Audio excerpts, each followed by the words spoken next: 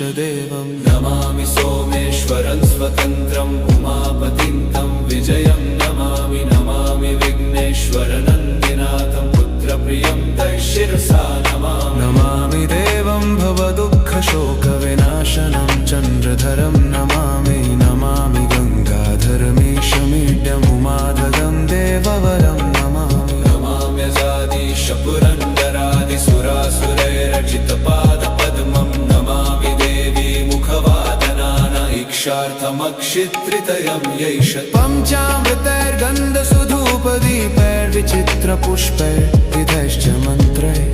अन्नप्रकारैः सकलोपचारैः